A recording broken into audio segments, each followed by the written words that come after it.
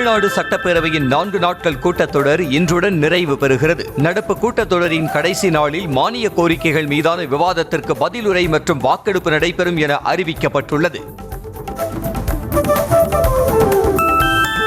பல்கலைக்கழக மசோதாக்களை குடியரசுத் தலைவருக்கு அனுப்பிய ஆளுநருக்கு எதிரான தமிழ்நாடு அரசு மனுக்கள் மீது உச்சநீதிமன்றத்தில் இன்று விசாரணை நடைபெற உள்ளது. தலைமை நீதிபதி BR கவாய் தலைமையிலான அமர்வு தமிழ்நாடு அரசின் இந்த மனுவை விசாரிக்கிறது. சட்டம் இயற்றும் அதிகாரம் முழுக்க மக்களால் தேர்ந்தெடுக்கப்பட்ட உறுப்பினர்களை கொண்ட சட்டப்பேரவைக்கே சொந்தம் என முதலமைச்சர் மு.க. ஸ்டாலின் பதிவிட்டுள்ளார். தமிழ்நாடு சித்த மருத்துவ பல்கலைக்கழக மசோதா மீது ஆளுநர் கூறியிருக்கும் கருத்துக்களை நிராகரித்து தீர்மானம் நிறைவேற்றிய நிலையில் முதலமைச்சர் எக்ஸ் தள பதிவு வெளியிட்டுள்ளார்.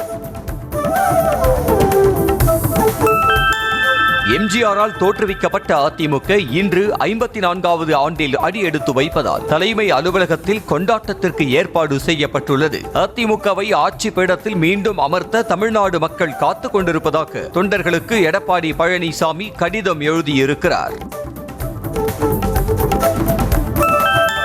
பாஜகவின் எத்தனை அடிமைகள் வந்தாலும் அவர்களை தமிழ்நாட்டில் கால் ஊன்ற திமுக தொண்டன் அனுமதிக்க மாட்டான் என துணை முதலமைச்சர் உதயநிதி கூறியிருக்கிறார். சென்னை பிராட்வேயில் நிகழ்ச்சி ஒன்றில் பேசிய உதயநிதி பாஜகவுக்கு பழைய அடிமைகள் போதவில்லை என்பதால் புதிய அடிமைகளை வலைவீசி தேடிக் கொண்டிருப்பதாக சாடினார். பாமகவில் ராமதாஸ் அன்புமணி இடையே பிளவு அதிகரித்து வரும் சூழலில் பாமக மற்றும் பாஜகவிடையே கூட்டணி பேச்சுவார்த்தை தொடங்கியது. கடந்த சில நாட்களுக்கு முன்னர் தமிழக பாஜக மேலிட பொறுப்பாளராக நியமிக்கப்பட்ட வைஜெயந்த் சென்னை அக்கரையில் உள்ள பாமக தலைவர் அன்புமணி இல்லத்திற்கு சென்று ஆலோசனை நடத்தினார். ஜனவரி 1ஆம் தேதிக்கு பிறகு இன்னும் பல கட்சிகள் அதிமுக பாஜக கூட்டணியில் இணைய உள்ளதாக பாஜக மாநில தலைவர் நயினார் நாகேந்திரன் தெரிவித்துள்ளார். சென்னை தங்கச்சாலை பகுதியில் நடைபெற்ற பொதுக்கூட்டத்தில் பங்கேற்ற அவர் EPS முதலமைச்சரானதற்கு பின்னர் யாராலும் வாலாட்ட முடியாது என்று கூறினார். தமிழ்நாடு முதலமைச்சர் மு.க. ஸ்டாலினை மார்க்சிஸ்ட் கம்யூனிஸ்ட் கட்சி மாநில செயலாளர் சண்முகம் சந்தித்து பேசினார். வடசென்னை கொடுங்கையூரில் குப்பைகளை எரித்து மின்சாரம் தயாரிக்கும் ஆபத்தான எரி உலை திட்டத்தை ரத்து செய்ய வேண்டும் உள்ளிட்ட கோரிக்கைகளை அவர் வலியுறுத்தினார். கரூர் துயரச் சம்பவம் தொடர்பாக கைதாகி விடுவிக்கப்பட்ட தாவேக நிர்வாகிகள் அக்கட்சி தலைவர் விஜயை சந்தித்து பேசினர். கரூர் மேற்கு மாவட்ட செயலாளர் மதியழகன் மற்றும் மாவட்ட பொறுப்பாளர் பவுன்ராஜ் ஆகியோர் தங்களது குடும்பத்தினருடன் சென்று விஜயை சந்தித்த நிலையில் முன்னதாக புஸ்ஸி ஆனந்த் காலில் விழுந்து ஆசி பெற்றனர். பாமக சட்டமன்ற கட்சி தலைவர் பதவி தொடர்பாக தனது அதிருப்தியை வெளிப்படுத்தி இருக்கும் அன்புமணி ராமதாஸ் திமுகவுக்கு தாளம் போடுபவர்களுக்கு ஆதரவாக சபாநாயகர் ஜனநாயக படுகொலை செய்வதா என கண்டனம் தெரிவித்துள்ளார். சபாநாயகரின் ஜனநாயக படுகொலை தொடர்ந்தால் அதற்கு எதிராக போராட்டம் நடத்துவதற்கும் பாமக தயங்காது எனவும் அன்புமணி எச்சரித்துள்ளார். நெல்லை, தென்காசி, தூத்துக்குடி, கன்னியாகுமரி, விருதுநகர் ஆகிய 5 மாவட்டங்களுக்கு இன்று ஆரஞ்சு அலர்ட் விடுக்கப்பட்டுள்ளது. மதுரை, சிவகங்கை, தேனி, திண்டுக்கல், திருப்பூர், ஈரோடு, நீலகிரி உள்ளிட்ட 14 மாவட்டங்களில் கனமழை பெய்யும் என வானிலை ஆய்வு மையம் எச்சரித்துள்ளது. சென்னையில் நள்ளிரவில் பல்வேறு பகுதிகளில் பரவலாக கனமழை பெய்தது. அண்ணா சாலை, எழும்பூர், 1000 விளக்கு, திருவல்லிக்கேணி, புதுப்பேட்டை உள்ளிட்ட பகுதிகளில் கனமழை பெய்தது. இதனால் குளிர்ச்சியான சூழல் நிலவியதால் மக்கள் மகிழ்ச்சி அடைந்தனர். வேலூர் மாவட்டம் பேரணாம்பட்டு மற்றும் அதன் சுற்றுவட்டார பகுதிகளில் கொட்டி தீர்த்த கனமழை காரணமாக சாலைகளில் மழைநீர் தேங்கியதால் வாகன ஓட்டிகள் கடும் சிரமம் அடைந்தனர். வேலையை முடித்துக் கொண்டு வீடு திரும்பியவர்களும் பள்ளிக்கு சென்று திரும்பிய மாணவர்களும் மழை நீரில் தத்தளித்தபடியே நடந்து சென்றனர். நெல்லை மாவட்டத்தில் மழைநீர் தேங்கும் பகுதிகளில் ஆய்வு மேற்கொண்ட மாநகராட்சி ஆணையாளர் தண்ணீர் வெளியேற தடையாக இருக்கும் ஆக்கிரமிப்புகளை இடித்து அகற்ற உத்தரவிட்டார். மழை பாதிப்புகளை கண்காணிக்கவும் வெள்ள காலங்களில் உடனுக்குடன் பணிகளை மேற்கொள்ளும் வகையிலும் 27 குழுக்கள் அமைக்கப்பட்டு முன்னேற்பாடு பணிகள் தீவிரப்படுத்தப்பட்டுள்ளன. ஈரோடு மாவட்டம் தாளவாடி அருகே தலமலை வனப்பகுதியில் பெய்த கனமழை காரணமாக தரைப்பாலத்தை காட்டாற்று வெள்ளம் மூழ்கடித்து சென்றதால் போக்குவரத்து பாதிக்கப்பட்டது. தாளவாடி அருகே தலமலை, ராமர் அணை உள்ளிட்ட வனப்பகுதிகளில் சுமார் 2 மணி நேரத்திற்கு மேலாக கனமழை கொட்டி தீர்த்தது. திருவண்ணாமலை மாவட்டம் ஆரணி மற்றும் கலசப்பாக்கம் பகுதிகளில் வயலில் வேலை செய்து கொண்டிருந்த இருவர் மின்னல் தாக்கி உயிரிழந்த சம்பவம் சோகத்தை ஏற்படுத்தி உள்ளது. கலசப்பாக்கம் அடுத்த பத்தியவாடி பகுதியைச் சேர்ந்த வேதா மற்றும் ஆரணி அருகே சென்னந்தல் இளைஞர் ஏழுமலை ஆகியோர் பலியாகினர். அமெரிக்க அதிபர் டிரம்புடன் பிரதமர் மோடி தொலைபேசி வாயிலாக பேசவில்லை என மத்திய வெளியுறவுத்துறை அமைச்சகத்தின் செய்தி தொடர்பாளர் ரந்தீர் ஜெய்ஸ்வால் தெரிவித்துள்ளார். முன்னதாக பிரதமர் மோடி தன்னை தொலைபேசியில் தொடர்பு கொண்டு ரஷ்யாவிடம் கச்சா எண்ணெய் வாங்குவதை இந்தியா நிறுத்தும் என உறுதி அளித்ததாக டிரம்ப் தெரிவித்திருந்தார். பீகார் சட்டமன்ற தேர்தலில் தேசிய ஜனநாயக கூட்டணி வென்றால் ஐக்கிய ஜனதா தளத்தின் நிறுவனர் நிதிஷ்குமார் மீண்டும் முதலமைச்சராக தேர்வு செய்யப்படுவாரா என்பதை தாம் முடிவு செய்ய முடியாது என்றும், தேர்தலுக்கு பிறகு கூட்டணி கட்சி தலைவர்கள் கூடி பேசி முடிவு செய்வார்கள் என்றும் மத்திய அமைச்சர் அமித் ஷா தெரிவித்தார். பீகார் சட்டப்பேரவை தேர்தலை முன்னிட்டு நட்சத்திர பேச்சாளர்கள் பட்டியலை பாஜக வெளியிட்டுள்ளது. இந்த பட்டியலில் பிரதமர் நரேந்திர மோடி, மத்திய அமைச்சர்கள் ஜே.பி. நட்டா, அமித் ஷா, ராஜ்நாத் சிங், நிதின் கட்கரி உள்ளிட்ட முக்கியமானவர்கள் இடம்பெற்றுள்ளனர். பீகார் சட்டமன்ற தேர்தலில் போட்டியிடும் காங்கிரஸ் தனது வேட்பாளர்கள் 48 பேர் கொண்ட முதற்கட்ட பட்டியலை வெளியிட்டுள்ளது. அதன்படி குடும்பா தனி தொகுதியில் காங்கிரஸ் மாநில தலைவர் ராஜேஷ் ராம் போட்டியிடுவார் என அறிவிக்கப்பட்டுள்ளது. பீகாரில் சிறையில் உள்ள எம்எல்ஏவுக்கு மீண்டும் தேர்தலில் போட்டியிட வாய்ப்பளிக்கப்பட்டுள்ளதால் போலீஸ் வேனில் வந்து வேட்புமனு தாக்கல் செய்த வினோதம் நிகழ்ந்திருக்கிறது. தானாபூர் ஆர்ஜேடி எம்எல்ஏ ரித்லால் யாதவை எதிர்த்து தேசிய ஜனநாயக கூட்டணி சார்பில் முன்னாள் எம்பி ராம் கிருபால் யாதவ் போட்டியிடுகிறார்.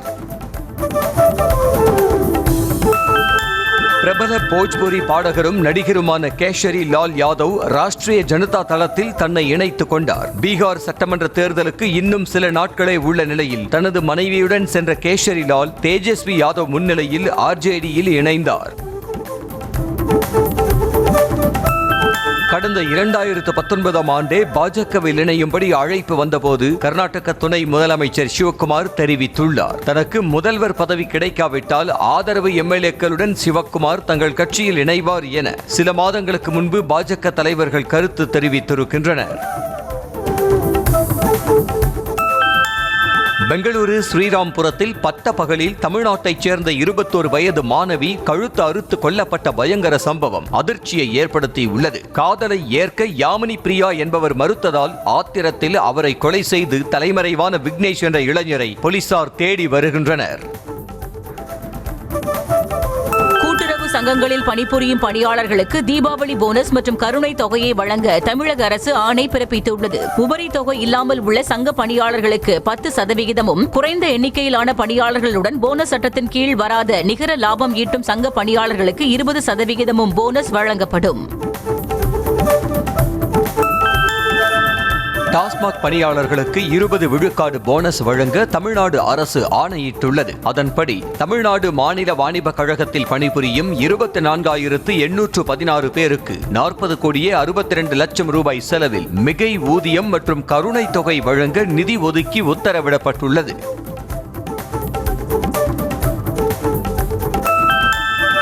தீபாவளியை முன்னிட்டு புதுச்சேரி மக்களுக்கு முதலமைச்சர் ரங்கசாமி பரிசு பொருட்களை வழங்கினார். சர்க்கரை, சூரியகாந்தி எண்ணெய், கடலை பருப்பு, ரவை, மைதா உள்ளிட்ட மளிகை பொருட்கள் அடங்கிய தொகுப்பினை முதலமைச்சர் வழங்கி சிறப்பித்தார். தீபாவளி பண்டிகையையொட்டி சென்னையிலிருந்து சொந்த ஊர் செல்லும் பயணிகள் வசதிக்காக சிறப்பு ரயில்கள் இயக்கப்படும் என அறிவிக்கப்பட்டுள்ளது. அதன்படி வெள்ளிக்கிழமை முதல் தாம்பரத்திலிருந்து செங்கோட்டை, எழும்பூரிலிருந்து மதுரை வழித்தடங்களில் சிறப்பு ரயில்கள் இயக்கப்படும் என அறிவிக்கப்பட்டுள்ளது. அனைத்து அரசு மருத்துவமனைகளிலும் தீ விபத்து சிகிச்சைக்கான மருந்துகள் போதுமான அளவுக்கு கையிருப்பில் உள்ளதாக அமைச்சர் மா. சுப்பிரமணியன் தெரிவித்தார். மருத்துவக் கல்லூரி மருத்துவமனைகள், மாவட்ட தலைமை மருத்துவமனைகள், வட்டார மருத்துவமனைகளில் தீ விபத்துக்கான சிறப்பு வார்டுகள் உருவாக்கப்பட்டுள்ளதாகவும் கூறினார். தூத்துக்குடி மாநகராட்சி பகுதியில் உள்ள குடியிருப்புகளில் மழைநீர் சூழ்ந்ததை அடுத்து அமைச்சர் கீதா ஜீவன் நேரில் சென்று பார்வையிட்டார். ராஜீவ் நகர், கதிர்வேல் நகர், இன்னாசியர்புரம் உள்ளிட்ட பகுதிகளுக்கு சென்று ஆய்வு மேற்கொண்ட அவர் மழைநீரை மோட்டார் பம்புகள் மூலம் வெளியேற்றும் பணி நடைபெற்று வருவதாக கூறினார்.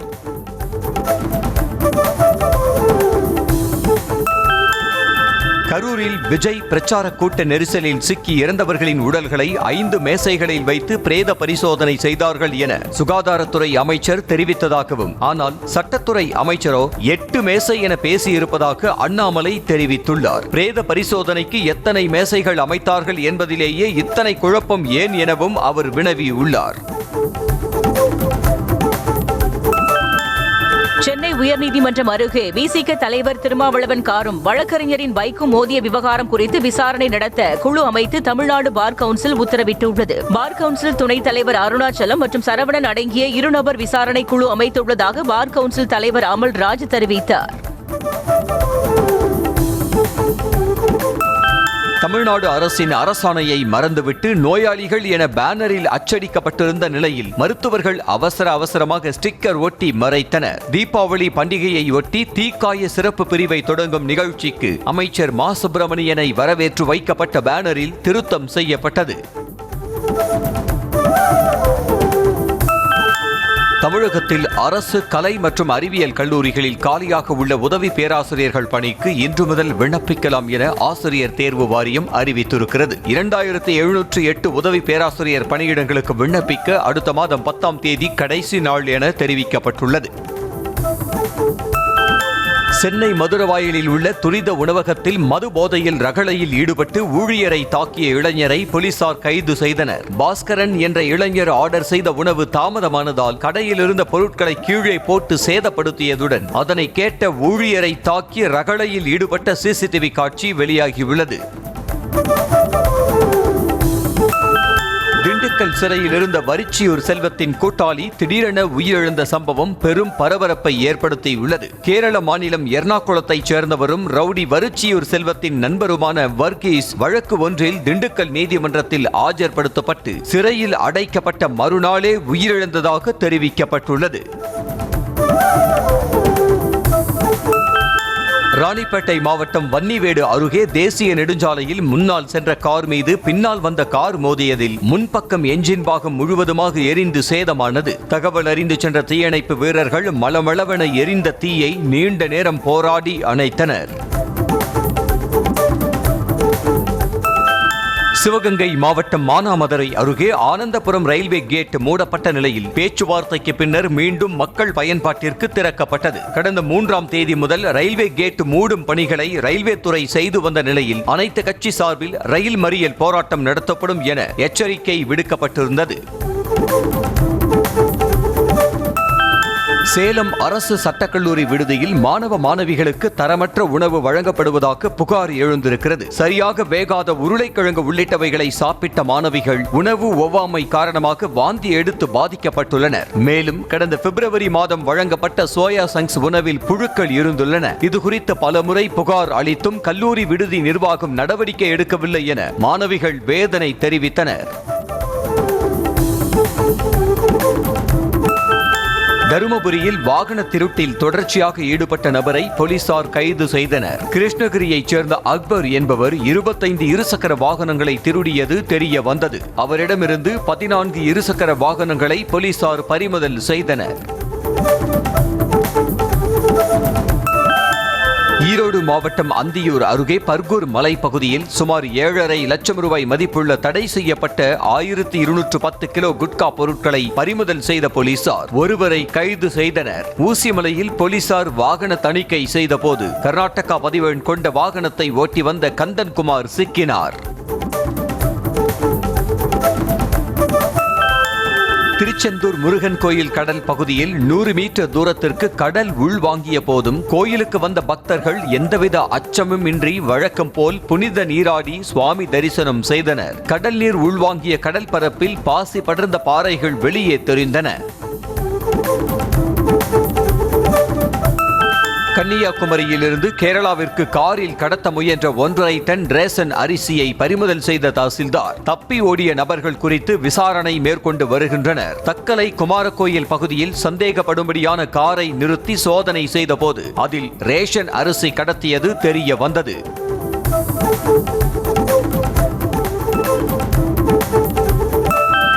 நெல்லை பொதுப்பணித்துறை செயற்பொறியாளர் அலுவலகத்தில் லஞ்ச ஒழிப்பு காவல்துறையினர் நடத்திய சோதனையில் கணக்கில் வராத 2,94,000 ரூபாய் கைப்பற்றப்பட்டது. இது தொடர்பாக கட்டுமானம் மற்றும் பராமரிப்பு பிரிவு செயற்பொறியாளர் ஜோசப் ரென்ஸ்டேட் ஃப்ரீ என்பவரிடம் லஞ்ச ஒழிப்பு போலீசார் விசாரணை நடத்தினர்.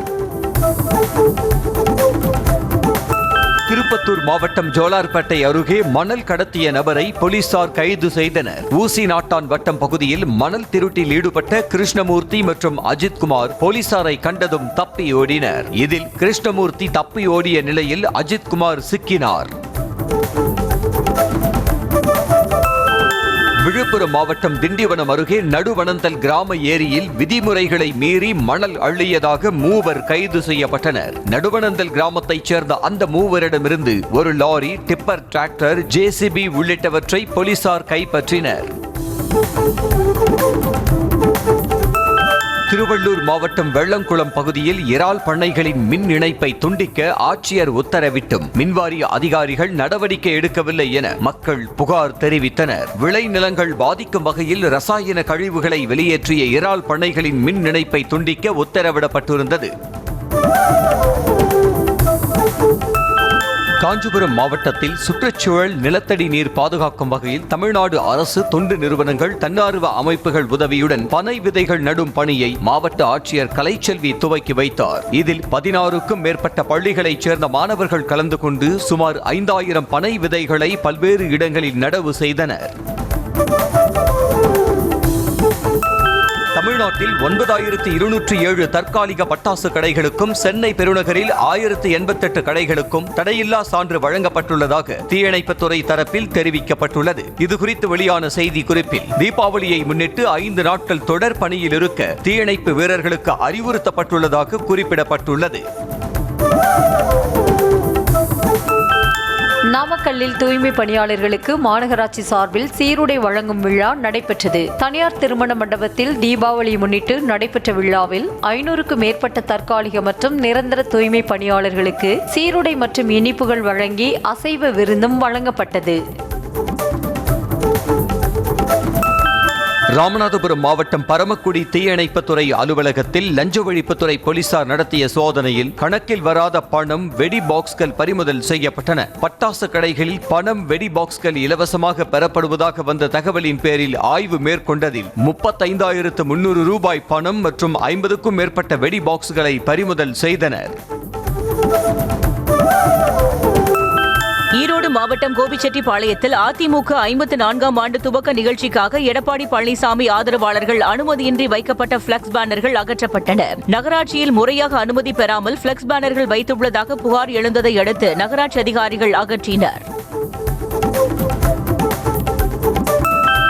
கன்னியாகுமரி மாவட்டம் நாகர்கோவிலில் உள்ள தனியார் ஜவுளி கடையில் துணி எடுக்க வந்து லிப்டில் சிக்கிக் கொண்ட குழந்தைகள் உள்ளிட்ட 7 பேரை தீயணைப்பு வீரர்கள் லிப்டை உடைத்து மீட்டனர். தொழில்நுட்ப கோளாறால் லிப்ட் பழுதானதால் ஆத்திரமடைந்த மக்கள் கடை ஊழியர்களிடம் போராட்டத்தில் ஈடுபட்டனர். கோவை மாவட்டம் தொண்டாமுத்தூர் சுற்றுவட்டார பகுதிகளில் மக்களை தாக்கி விவசாய நிலங்களை சேதப்படுத்திய ரோலக்ஸ் என்ற காட்டு யானை பிடிபட்டது. 3 கும்கி யானைகள் வரவழைக்கப்பட்டதோடு மயக்க ஊசி செலுத்தி பிடிக்கப்பட்ட யானையை முகாமிற்கு கொண்டு செல்வது குறித்து வனத்துறையினர் ஆலோசித்து வருகின்றனர். சென்னை திருவொற்றியூரில் தொடர் மழை காரணமாக 100 ஆண்டு பழமையான வீடு இடிந்து விழுந்து தரைமட்டமானது. அறநிலையத்துறைக்கு சொந்தமான இடத்தில் இருந்த அந்த வீட்டில் நாகராஜன் என்பவர் குடும்பத்துடன் வசித்து வந்த நிலையில் சில நாட்களுக்கு முன்னர் நீதிமன்ற உத்தரவுப்படி வெளியேறியதால் அசம்பாவிதம் தவிர்க்கப்பட்டது. திண்டுக்கல் மாவட்டம் வேடச்சந்தூரில் அரசு பள்ளி மாணவர்களுக்குள் ஏற்பட்ட மோதலில் காயமடைந்த மாணவன் அரசு மருத்துவமனையில் அனுமதிக்கப்பட்டுள்ளார். வேடச்சந்தூர் அரசு பள்ளியில் 9ஆம் வகுப்பு படித்து வரும் 2 மாணவர்களுக்குள் வீட்டிற்கு செல்லும் போது தகராறு ஏற்பட்டு கைகலப்பில் முடிந்ததாக சொல்லப்படுகிறது.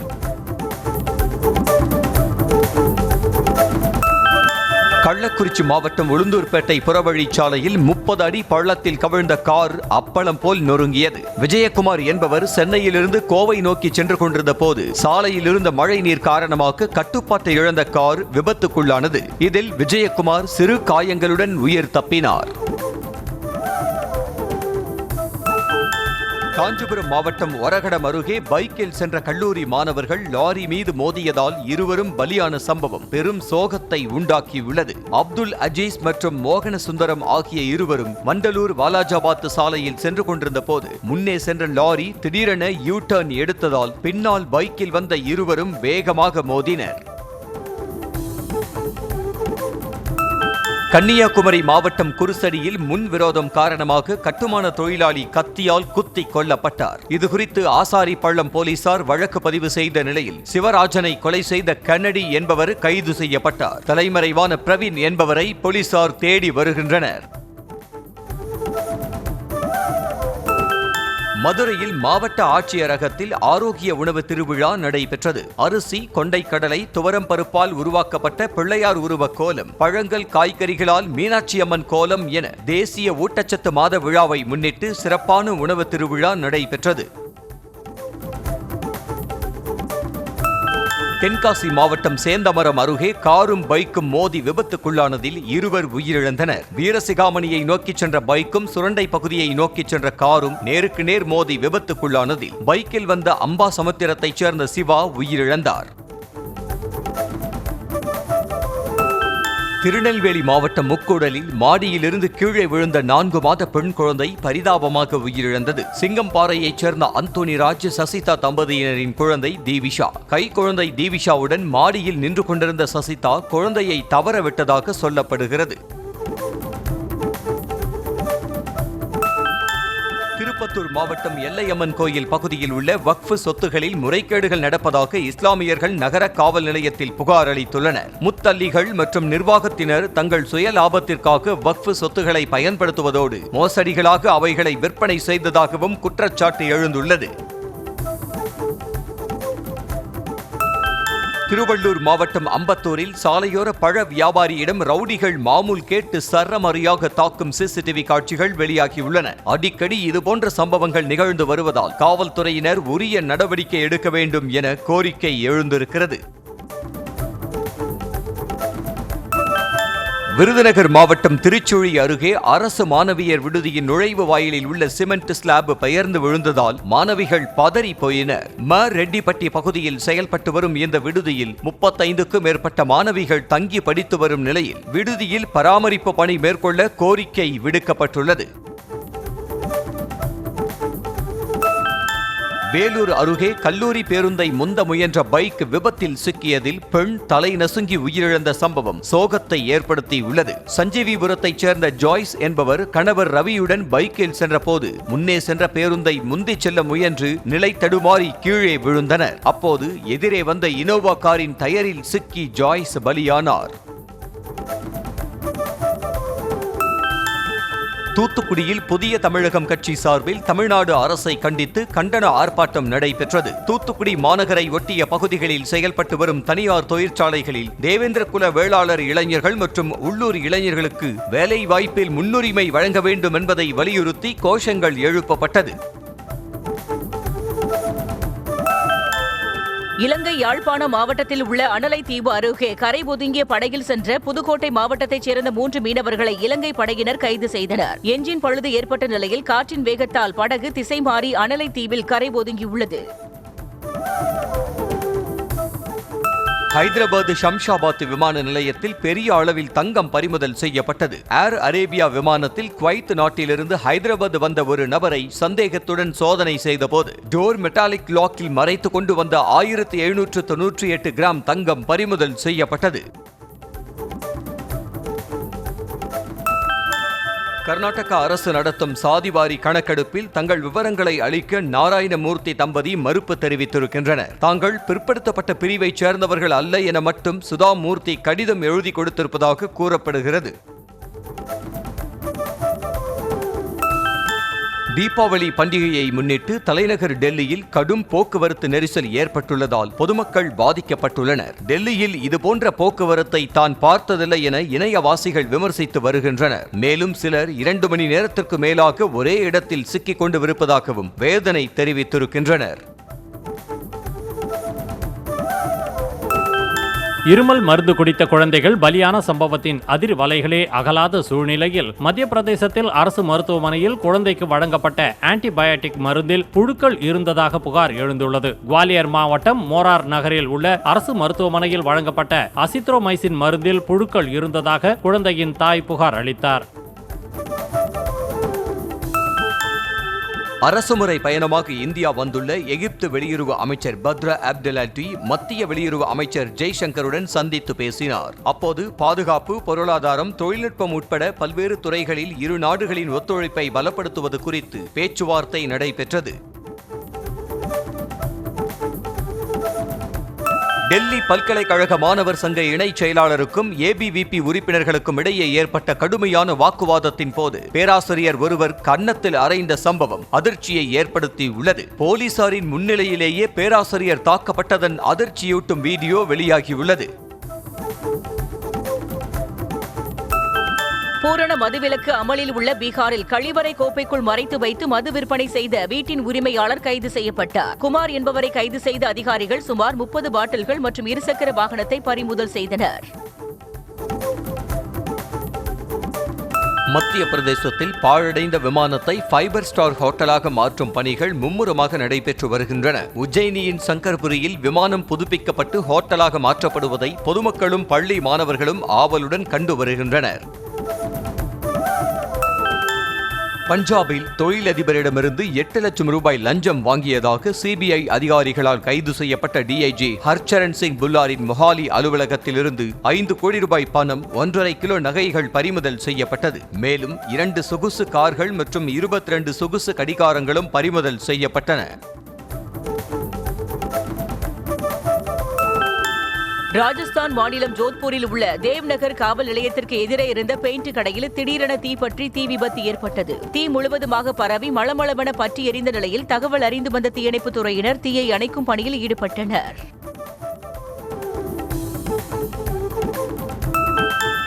தொழிலதிபரை ஏமாற்றி 60 கோடி ரூபாய் மோசடி செய்த வழக்கை எதிர்கொண்டு வரும் நடிகை ஷில்பா ஷெட்டி மற்றும் அவரது கணவர் ராஜ் குந்த்ரா தனிப்பட்ட காரணங்களுக்காக அமெரிக்க செல்ல அனுமதி கோரிய இடைக்கால மனுவை மும்பை உயர்நீதிமன்றத்தில் முறையாக வாபஸ் பெற்றனர். முன்னதாக ஷில்பா ஷெட்டியை அமெரிக்க செல்ல அனுமதிக்க வேண்டும் என்றால் 60 கோடியை செலுத்த வேண்டும் என மும்பை உயர்நீதிமன்றம் உத்தரவிட்டிருந்தது. கர்நாடக மாநிலம் சிக்மகளூரு அருகே வரதட்சணை கொடுக்க மறுத்த மனைவியை கணவர் கழுத்தை நெரித்து கொலை செய்த சம்பவம் அதிர்ச்சியை ஏற்படுத்தியுள்ளது. ஆலகட்டாவைச் சேர்ந்த விஜய் கார் வாங்கிவிட்டு அதற்கான தவணை தொகையை கேட்டு மனைவி பாரதியை கொடுமைப்படுத்தியுள்ளார். பாரதி பணம் தர மறுத்ததால் அவரை கழுத்தை நெரித்து கொலை செய்ததாக கூறப்படுகிறது. உக்ரைனுடனான போர் நிறுத்தம் தொடர்பாக ஹங்கேரி நாட்டில் சந்தித்து பேச தானும் ரஷ்ய அதிபர் புட்டினும் முடிவு செய்திருப்பதாக அமெரிக்க அதிபர் டிரம்ப் தெரிவித்துள்ளார். உக்ரைன் அதிபர் ஜெலன்ஸ்கியை வெள்ளை மாளிகையில் அமெரிக்க அதிபர் டிரம்ப் இன்று சந்திக்க உள்ள நிலையில் நேற்று ரஷ்ய அதிபர் புட்டினை தொடர்பு கொண்டு டிரம்ப் பேசியுள்ளார். காசா மக்களின் ரத்தம் சிந்தினால் ஹமாஸ் படையினர் கொல்லப்படுவார்கள் என அமெரிக்க அதிபர் டிரம்ப் எச்சரிக்கை விடுத்துள்ளார். போர் நிறுத்த ஒப்பந்தத்தை மீறினால் ராணுவ நடவடிக்கை எடுக்க நேரிடும் எனவும் அமெரிக்க அதிபர் டிரம்ப் பகிரங்க மிரட்டல் விடுத்துள்ளார். இந்திய கிரிக்கெட்டின் சாம்பியன்களான விராட் கோலி மற்றும் ரோஹித் சர்மா ஆஸ்திரேலிய மண்ணில் விளையாடுவது இதுவே கடைசி முறையாக இருக்கலாம் என ஆஸ்திரேலிய அணியின் கேப்டன் பேட் கமின்ஸ் தெரிவித்துள்ளார். இதுகுறித்து பேசிய அவர், இருவரும் இங்கு விளையாடுவதை ஆஸ்திரேலிய மக்கள் பார்க்கவிருப்பது இதுவே கடைசி முறையாக இருக்கலாம் என கூறினார். ஐசிசியின் செப்டம்பர் மாதத்திற்கான பிளேயர் ஆஃப் தி மந்த் விருதை இந்திய வீரர் அபிஷேக் சர்மா கைப்பற்றினார். இதேபோல் பெண்களுக்கான ஐசிசியின் செப்டம்பர் மாதத்திற்கான பிளேயர் ஆஃப் தி மந்த் விருதினை இந்திய வீராங்கனை ஸ்மிருதி மந்தனா வென்றார். மகளிர் உலகக்கோப்பை கிரிக்கெட் தொடரில் நேற்று நடைபெற்ற லீக் ஆட்டத்தில் வங்கதேச அணியை வீழ்த்திய ஆஸ்திரேலிய அணி 10 விக்கெட்டுகள் வித்தியாசத்தில் அபார வெற்றி பெற்றது. முதலில் பேட்டிங் செய்த வங்கதேசம் அணி 50 ஓவர்களில் 9 விக்கெட்டுகளை இழந்து 198 ரன்கள் மட்டுமே எடுத்தது. தொடர்ந்து விளையாடிய ஆஸ்திரேலிய அணி 24.5 ஓவர்களில் விக்கெட் இழப்பின்றி 202 ரன்கள் எடுத்தது. ப்ரோ கபடி லீக் தொடரில் நேற்று நடைபெற்ற போட்டியில் தெலுங்கு டைட்டன்ஸ் அணியை வீழ்த்தி யூ மும்பா அணி வெற்றி பெற்றது. டெல்லியில் நடைபெற்ற போட்டியில் யூ மும்பா மற்றும் தெலுங்கு டைட்டன்ஸ் அணிகள் மோதின. இதில் சிறப்பான ஆட்டத்தை வெளிப்படுத்திய யூ மும்பா அணி 33க்கு 26 என்ற புள்ளி கணக்கில் வெற்றி பெற்றது. வெற்றிமாறன் சிம்பு கூட்டணியில் உருவாகி வரும் அரசன் திரைப்படத்தின் ப்ரோமோ வீடியோவை தயாரிப்பாளர் தானு, இயக்குனர் மிஷ்கின், சிம்புவின் தந்தை டி ராஜேந்தர் உள்ளிட்டோர் திரையரங்கில் ரசிகர்களோடு கண்டு ரசித்தனர். தொடர்ந்து செய்தியாளர்களை சந்தித்த டி ராஜேந்தர் சிம்புவிற்கு உறுதுணையாக இருக்கும் ரசிகர்களுக்கு நன்றி என்றார். வெற்றிமாறன் சிம்பு கூட்டணியில் உருவாகி வரும் அரசன் திரைப்படத்தின் ப்ரோமோ வீடியோ திரையரங்குகளில் வெளியிடப்பட்ட நிலையில் ரசிகர்கள் ஆரவாரத்துடன் கண்டு உற்சாகமடைந்தனர். இன்று காலை 10 மணிக்கு ப்ரோமோ வீடியோ இணையத்தில் வெளியிடப்படும் என அறிவிக்கப்பட்டுள்ளது. தீபாவளியை முன்னிட்டு வெளியாக உள்ள டீசல், டியூட் மற்றும் பைசன் திரைப்படங்களை திரையரங்கில் கண்டு மகிழுங்கள் என ரசிகர்களுக்கு நடிகர் சிம்பு அன்பு கட்டளையிட்டுள்ளார். அவர் வெளியிட்டுள்ள பதிவில் ஒரு படத்துடன் மற்றொரு படத்தை ஒப்பிடுவதை விடுத்து சினிமாவை உயிர்ப்புடன் வைத்திருங்கள் என்றார்.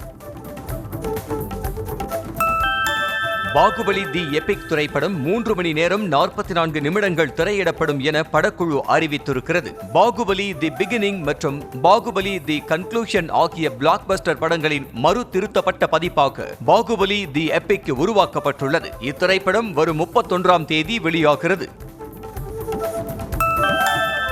ரிஷப் ஷெட்டி நடிப்பில் வெளியாகி வசூல் வேட்டை நடத்தி வரும் காந்தாரா சாப்டர் 1 திரைப்படத்தின் புதிய ட்ரெய்லரை படக்குழு வெளியிட்டுள்ளது. பழங்குடிகள் மன்னர் வாரிசுகளுக்கிடையேயான கதையில் கடவுள், தொன்மம் உள்ளிட்ட விஷயங்களை பதிவு செய்துள்ள இந்த படம் தற்போது வரை 655 கோடி ரூபாய்க்கு மேல் வசூல் செய்திருக்கிறது.